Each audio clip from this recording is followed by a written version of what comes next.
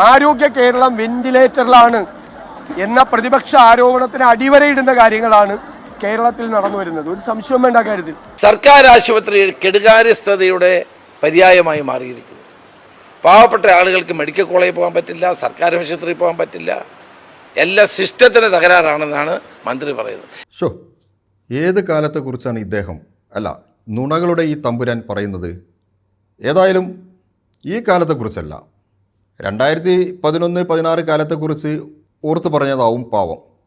അന്ന്, അതായത് 2011-16 കേരളം ICUവിൽ എന്നൊരു വാർത്ത നിങ്ങൾ ഓർക്കുന്നുണ്ടോ? ഉണ്ട്.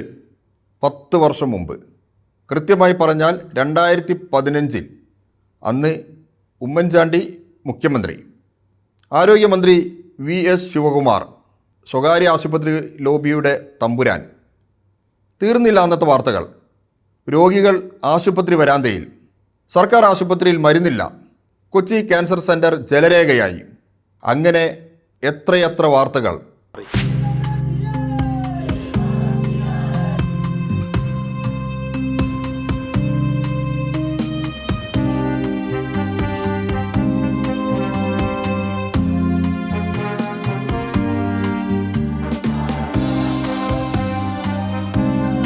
അന്നത്തെ ഒരു പ്രധാന വാർത്ത ഓർമ്മയുണ്ടോ? ശരിക്കും ഞെട്ടിച്ചു കളഞ്ഞ വാർത്ത. ആ വാർത്ത തുടങ്ങുന്നത് ഇങ്ങനെയാണ്: LDF സർക്കാർ നിർത്തലാക്കിയ ഗവൺമെൻറ് മെഡിക്കൽ കോളേജുകളിലെ അധ്യാപകരുടെ സ്വകാര്യ പ്രാക്ടീസ് തിരികെ കൊണ്ടുവരും. സംശയിക്കണ്ട, 2011 മെയ് 18 ഉമ്മൻചാണ്ടി മന്ത്രിസഭയിൽ അടൂർ പ്രകാശ് ആരോഗ്യമന്ത്രിയായി ചുമതലയേറ്റയുടൻ നടത്തിയ പ്രഖ്യാപനമാണത്. കുറ്റം പറയരുതല്ലോ. ആ പ്രഖ്യാപനത്തിന് തൊട്ടു പിന്നാലെ സ്വകാര്യ പ്രാക്ടീസ് പുനഃസ്ഥാപിക്കാൻ മന്ത്രിക്ക് കോഴ നൽകാനായി 1000ഓളം ഡോക്ടർമാരിൽ നിന്ന് 10 കോടി രൂപ പിരിവെടുത്തതായ വാർത്തയും പുറത്തു വന്നു. ഇത്തരം ഒരു വാർത്ത കഴിഞ്ഞ 10 വർഷമായി ആരോഗ്യ മേഖലയിൽ നിങ്ങൾ കേട്ടിട്ടുണ്ടോ? ഇല്ലേ ഇല്ല. അപ്പോൾ എന്തു ചെയ്യും? നമ്മുടെ സതീശൻ ചെയ്യും, ചെന്നിത്തല ചെയ്യും. ചില ഒറ്റപ്പെട്ട വിഷയങ്ങൾക്ക് പിന്നാലെ പോയി പല്ലുകളയും, അത്ര തന്നെ. ലക്ഷക്കണക്കിന് രോഗികളെത്തുന്ന നമ്മുടെ സർക്കാർ ആശുപത്രികളിൽ വിരലിൽ എണ്ണാവുന്നതാണ് ദൗർഭാഗ്യകരമായ ചില ചികിത്സാ വീഴ്ചകൾ. അത് വീഴ്ച തന്നെയാണ്, ആരും കുറച്ചു കാണുന്നില്ല. സർക്കാർ മന്ത്രിയും അത് സമ്മതിച്ചിട്ടുമുണ്ട്. ശക്തമായ ഇടപെടലും നടത്തുന്നു, നടപടിയും സ്വീകരിക്കുന്നു. എന്നാൽ അതിൻ്റെ മറവിൽ സർക്കാരിനെയും ആരോഗ്യ മേഖലയെയും ഇകഴ്ത്താൻ ആക്രോശിക്കുന്നവർ ഒന്നറിയുക: നിങ്ങളുടെ ആ കള്ളക്കണ്ണീരിൽ ഒലിച്ചു പോകുന്നതല്ല കേരളത്തിലെ ഇപ്പോഴത്തെ ആരോഗ്യ മേഖലയുടെ മികവ്. ഇനി നമുക്ക് നോക്കാം. ഇക്കഴിഞ്ഞ 5 വർഷം കേരളത്തിലെ സർക്കാർ ആശുപത്രിയിൽ 5 വർഷത്തിനിടെ 50 ലക്ഷം പേർ ചികിത്സ തേടിയ നാടിൻ്റെ പേരാണ് കേട്ടോ കേരളം.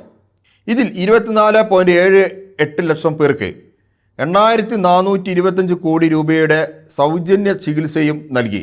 കഴിഞ്ഞ 4 വർഷവും ഏറ്റവും കൂടുതൽ സൗജന്യ ചികിത്സ നൽകിയ സംസ്ഥാനത്തിനുള്ള ദേശീയ പുരസ്കാരവും തുടർച്ചയായി നമ്മുടെ കേരളത്തിനാണ്.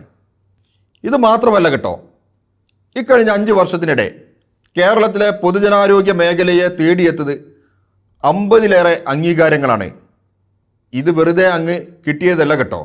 ജനങ്ങളോട് പ്രതിബദ്ധതയുള്ള ഒരു സർക്കാരും ആരോഗ്യ വകുപ്പും മുഖ്യമന്ത്രിയും മന്ത്രിയും നടത്തിയ ജനകീയ ഇടപെടലിൻ്റെയും കരുതലിൻ്റെയും ഭാഗമാണ് ഈ നേട്ടം. ദേശീയ ഭക്ഷ്യസുരക്ഷാ സൂചികയിൽ ചരിത്രത്തിൽ ആദ്യമായി കേരളം 1ാം സ്ഥാനത്തെത്തി. ഏറ്റവും കുറവ് ശിശുമരണമുള്ള സംസ്ഥാനമാണ് നമ്മുടെ കേരളം.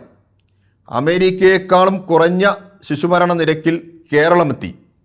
പാലിയേറ്റീവ് കെയർ രംഗത്ത് വിജയകരമായ മാതൃകയാണ് കേരളത്തിൻ്റേതെന്ന് പറഞ്ഞത് ലോകാരോഗ്യ സംഘടനയാണ്. ദേശീയ നീതി ആയോഗിൻ്റെ സുസ്ഥിര വികസന സൂചികയിൽ പൊതുജനാരോഗ്യ രംഗത്ത് കേരളം 1ാമതായി തുടരുകയാണ്. അടിസ്ഥാന സൂചികകളായ ഏറ്റവും കുറവ് ശിശു മരണനിരക്കുള്ള ഇടമായി തുടരുന്നു എന്ന് മാത്രമല്ല, ദേശീയ കുടുംബാരോഗ്യ സർവേകളിൽ നമ്മുടെ നിരക്കുകൾ നാം തുടർച്ചയായി മെച്ചപ്പെടുത്തുന്നുമുണ്ട്. UDF സർക്കാരിൻ്റെ 2011-16 കാലത്തെ പോലെയല്ല ഇന്ന് നമ്മുടെ ആരോഗ്യ മേഖല. നിർമ്മിത ബുദ്ധി, മെഷീൻ ലേണിംഗ് തുടങ്ങിയ ആധുനിക സംവിധാനങ്ങളുടെ സഹായത്തോടുകൂടി കൂടുതൽ മികവുറ്റതും ജനകീയവുമാക്കി ഇന്ന് ചികിത്സ. റോബോട്ടിക് സർജറി, പൂർണ്ണമായി ചലനശേഷി നഷ്ടപ്പെട്ടവർക്ക് ചലനശേഷി വീണ്ടെടുക്കാൻ സഹായിക്കുന്ന ജി ഗൈറ്റർ, ബ്ലഡ് ബാങ്ക് ട്രീസബിലിറ്റി എന്നിവ ഇതിൽ ചിലത് മാത്രം. കരൾ മാറ്റിവെക്കൽ ശസ്ത്രക്രിയ, അപൂർവ രോഗങ്ങൾക്കുള്ള സൗജന്യ മരുന്ന് വിതരണം, ക്യാൻസർ മരുന്നുകൾ, ഏറ്റവും വില കുറച്ച് നൽകുന്ന കാരുണ്യ സ്പർശം കൗണ്ടറുകൾ തുടങ്ങിയവയും കേരളത്തിൻ്റെ മേന്മയാണ്. UDF സർക്കാർ തിരുവനന്തപുരം ജനറൽ ആശുപത്രിക്ക് മുമ്പിൽ മെഡിക്കൽ കോളേജ് എന്നൊരു ബോർഡ് തൂക്കിയ കാലം നിങ്ങൾക്ക് ഓർമ്മയുണ്ടോ? ജനങ്ങളെ പച്ചക്ക് പറ്റിച്ച കാലം. എന്നാൽ LDF സർക്കാർ വന്നപ്പോൾ 4 മെഡിക്കൽ കോളേജുകൾക്കാണ് അനുമതി വാങ്ങി ആരംഭിച്ചത്. കോന്നി, കാസർഗോഡ്, വയനാട്, ഇടുക്കി എന്നിവയാണ് മെഡിക്കൽ കോളേജുകൾ. 21 നഴ്സിംഗ് കോളേജുകളും കേരളത്തിൽ ആരംഭിച്ചു. ഇന്ന് എല്ലാ ജില്ലകളിലും മെഡിക്കൽ കോളേജും നഴ്സിംഗ് കോളേജുമുള്ള ഏക സംസ്ഥാനമാണ് കേരളം. പകർച്ചവ്യാധി പ്രതിരോധത്തിനായി ഇന്ത്യയിൽ ആദ്യമായി പരിസ്ഥിതി, മൃഗാരോഗ്യം, പൊതുജനാരോഗ്യം എന്നിവയെ കൂട്ടിയിണക്കി ഏകാരോഗ്യ പദ്ധതി നടപ്പാക്കിയ സംസ്ഥാനത്തിൻ്റെ പേരും കേരളം എന്നാണ്. ലോകം ഇന്ന് നേരിടുന്ന രോഗാണുക്കളുടെ ആൻറ്റിബയോട്ടിക് അതിജീവനം, അതായത് AMR എന്ന ഗുരുതരമായ പൊതുജനാരോഗ്യ പ്രശ്നത്തെ നേരിടുന്നതിനുള്ള മാതൃകയായി കേരളത്തിലെ പ്രവർത്തനങ്ങൾ മാറിക്കഴിഞ്ഞു. അതീവ പ്രഹരശേഷിയുള്ള നിപ രോഗത്തെപ്പറ്റി പഠിക്കുന്നതിനും അതിനെ പ്രതിരോധിക്കുന്നതിനുമായി Kerala one health centre for Nipah research and resilience Kozhikode medical കോളേജിൽ സ്ഥാപിച്ചു. പൊതുജനാരോഗ്യ പ്രശ്നങ്ങളെ നേരിടുന്നതിന് അമേരിക്കൻ ഐക്യനാടുകളിലെ centre for disease control and prevention KCDC മാതൃകയിൽ രൂപീകരിച്ച കേരള CDC നമ്മുടെ അഭിമാനമാണ്. ഐക്യ കേരളത്തിൻ്റെ ചരിത്രത്തിൽ ആദ്യമായി ഒരു ഏകീകൃത പൊതുജനാരോഗ്യ നിയമം നിലവിൽ വന്നതും ഇക്കഴിഞ്ഞ 2023 രാജ്യത്ത് ആദ്യമായി അവയവ മാറ്റിവെക്കൽ ശസ്ത്രക്രിയക്കായി കോഴിക്കോട് പ്രത്യേക കേന്ദ്രം ആരംഭിച്ചതും നമ്മുടെ മേന്മ തന്നെ. സ്വകാര്യ മേഖലയിൽ 40 ലക്ഷത്തിലധികം രൂപ ചെലവ് വരുന്നതാണ് കരൾ മാറ്റിവെക്കൽ ശസ്ത്രക്രിയ. ഇന്ന് നമ്മുടെ സർക്കാർ മെഡിക്കൽ കോളേജുകളിൽ ഇവ സൗജന്യമായോ ഏറ്റവും മിതമായ നിരക്കിലോ ചെയ്യുന്നു. കോട്ടയം ഗവൺമെൻറ് മെഡിക്കൽ കോളേജിൽ ആരംഭിച്ച ഈ ശസ്ത്രക്രിയ തിരുവനന്തപുരം മെഡിക്കൽ കോളേജിൽ നടന്നു. കോഴിക്കോട് മെഡിക്കൽ കോളേജിൽ താമസിയാതെ കരൾ മാറ്റിവെക്കൽ ശസ്ത്രക്രിയ ആരംഭിക്കും. രാജ്യത്ത് ആദ്യമായി ഹൃദയം മാറ്റിവെക്കുന്ന ജില്ലാതല ആശുപത്രിയായി മാറാൻ എറണാകുളം ജനറൽ ആശുപത്രിക്ക് കഴിഞ്ഞു. രാജ്യത്ത് ആദ്യമായി തിരുവനന്തപുരം ഗവൺമെൻറ് മെഡിക്കൽ കോളേജിൽ ന്യൂറോ കാത്ത് ലാബ് ഉൾപ്പെട്ട സമഗ്ര സ്ട്രോക്ക് യൂണിറ്റും ഇൻ്റർവെൻഷൻ ന്യൂറോളജിയും സജ്ജമാക്കി. ഇവിടെ സ്കിൻ ബാങ്കും സ്ഥാപിച്ചു. ഇവിടുത്തെ SAT ആശുപത്രിയിൽ പീഡിയാട്രിക് കാർഡിയോളജി വിഭാഗത്തിൽ നൂതന സൗകര്യങ്ങളോടുകൂടിയ ഹൃദയ ശസ്ത്രക്രിയാ വിഭാഗവും ആരംഭിച്ചു. സർക്കാർ മേഖലയിൽ ആദ്യമായി SMA ക്ലിനിക്കും തിരുവനന്തപുരം SATയിൽ ആരംഭിച്ചു. Critical care, genetic geriatric, interventional radiology, rheumatology, paediatric, gastro, foetal medicine എന്നിവയ്ക്കും പ്രത്യേക വിഭാഗങ്ങൾ തിരുവനന്തപുരം മെഡിക്കൽ കോളേജിൻ്റെ ഭാഗമായ SATയിൽ ആരംഭിച്ചു. അപൂർവ രോഗപരിചരണം വലിയ സാമ്പത്തിക ബാധ്യത ഉണ്ടാക്കുന്നതാണ്. അത് പരിഹരിക്കാനായി ആരോഗ്യവകുപ്പ് കെയർ പദ്ധതി നടപ്പാക്കി. അപൂർവ രോഗ ചികിത്സാ രംഗത്തെ കേരളത്തിൻ്റെ നിർണായക ചുവടുവയ്പ്പാണ് കെയർ. അപൂർവ രോഗങ്ങൾക്ക് വിലപിടിപ്പുള്ള മരുന്നുകൾ വിദേശത്തു നിന്നും ഉൾപ്പെടെ എത്തിക്കാനുള്ള പദ്ധതിയും ലൈസോസോമൽ സ്റ്റോറേജ്, ഗ്രോത്ത് ഹോർമോൺ തുടങ്ങിയ രോഗങ്ങൾക്ക് മരുന്ന് നൽകുന്ന പദ്ധതി എന്നിവയും നടപ്പിലാക്കുന്നു.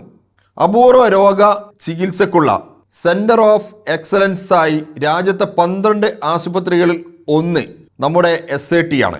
പ്രതിവർഷം കോടികൾ ചെലവ് വരുന്ന SMA തുടങ്ങിയ അപൂർവ രോഗങ്ങൾക്ക് സൗജന്യ വിദഗ്ധ ചികിത്സ ഈ പദ്ധതിയിലൂടെ ഉറപ്പാക്കുന്നു. ഈ രോഗം അപൂർവമാണെങ്കിലും ചികിത്സ അപൂർണമാകരുത് എന്നാണ് സർക്കാർ ഇതിലൂടെ ലക്ഷ്യമിടുന്നത്. കേരളത്തിൻ്റെ ഹൃദ്യം പദ്ധതിയെ ആർക്കാണ് മറക്കാനാകുക? ഈ പദ്ധതിയിലൂടെ 88,000-ലധികം കുട്ടികൾക്ക് സൗജന്യ ചികിത്സ നൽകി. കുഞ്ഞുങ്ങളിലെ വൃക്കരോഗം നേരത്തെ കണ്ടെത്തി ചികിത്സിക്കുന്നതിനായി പ്രതീക്ഷാ പദ്ധതി ആരംഭിച്ചു. അങ്ങനെ പോകുന്നു ആരോഗ്യ മേഖലയിൽ നമ്മുടെ നേട്ടങ്ങളുടെ പട്ടിക.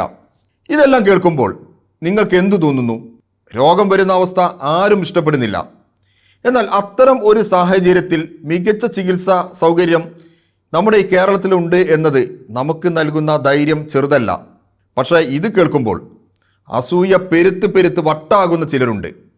അവർ അവരുടെ ഭരണകാലം ഓർത്ത് തലതല്ലിച്ചാകും. അത് മറ്റാരുമല്ല, നമ്മുടെ UDF നേതാക്കന്മാരാണ്. അവരെ സഹായിക്കുന്ന മാധ്യമങ്ങളാണ്. എന്നാൽ അസൂയക്ക് മരുന്ന് കണ്ടുപിടിക്കാൻ നമ്മുടെ ആരോഗ്യ വകുപ്പിന് ഇതുവരെ സാധിക്കാത്തതിനാൽ അത്തരക്കാരെ നമുക്ക് ഇനിയും കാണേണ്ടി വരും.